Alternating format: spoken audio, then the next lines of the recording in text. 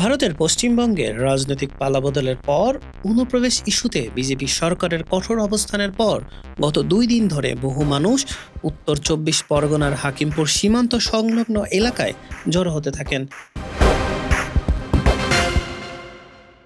তাদেরকে বিভিন্ন হোল্ডিং সেন্টারে স্থানান্তর করেছে পশ্চিমবঙ্গ প্রশাসন।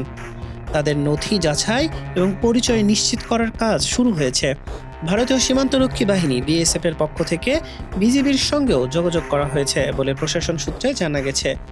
প্রাথমিক যাচাই শেষে 110 জনকে স্বরূপনগরের তেঁতুলিয়া এলাকার সরকারি গেস্ট হাউস পথের সাথীতে রাখা হয়েছে।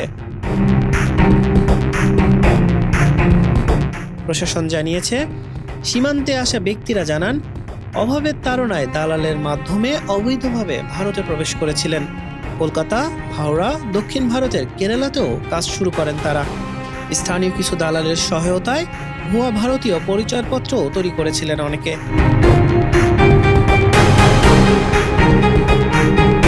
পশ্চিমবঙ্গে অনুপ্রবেশ ইস্যুতে রাজ্য সরকারের কঠোর অবস্থানের পর জেলায় জেলায় হোল্ডিং সেন্টার তৈরির নির্দেশ দেওয়া হয়।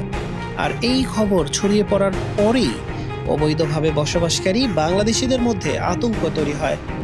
ফলে দলে দলে মানুষ সীমান্ত এলাকায় জড়ো হতে থাকেন। বুধবার নতুন করে আরও প্রায় 1.5 শতাধিক মানুষ সেখানে পৌঁছান। আইন শৃঙ্খলা ও সীমান্ত পরিস্থিতি নিয়ন্ত্রণে রাখতে হাকিমপুর সীমান্ত থেকে শত শত মানুষকে সরিয়ে 3টি অস্থায়ী হোল্ডিং সেন্টারে নেওয়া হয়েছে।